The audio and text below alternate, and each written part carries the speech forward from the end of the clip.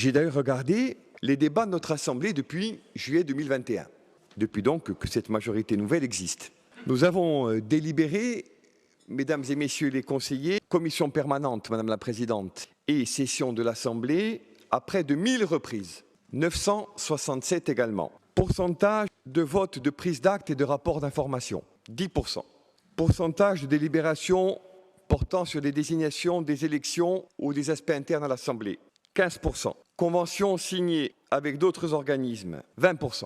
Délibération induisant un investissement direct de la collectivité compris entre 1 et 10 millions, 3%. Délibération induisant un investissement direct de la collectivité supérieur à 10 millions, 0,6%. Vous me direz, c'est des chiffres, on parle budget, il faut quand même qu'on parle un peu de chiffres. Ils sont décontextualisés, je ne crois pas. Moi, je m'en suis tenu à des ratios simples. Les décisions prises par notre collectivité, qui de toute façon ne peut voir son conseil exécutif décider que si auparavant l'Assemblée délibérante a pu voter. Moi, je considère qu'avec le budget qui est le nôtre et les besoins de ce pays, pour des raisons qui ne vous sont pas imputables et pour des raisons qui le sont profondément, on est dans une situation extrêmement grave. Je ne vais pas redire, il n'y a pas de PPI, etc.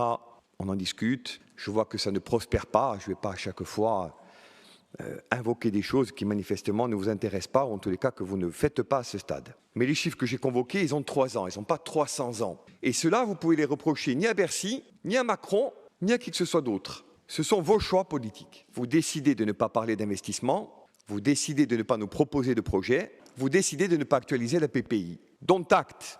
On ne va pas tous les ans, et pardon de vous le dire, vous rappeler à des choses qui manifestement ne sont pas dans vos priorités.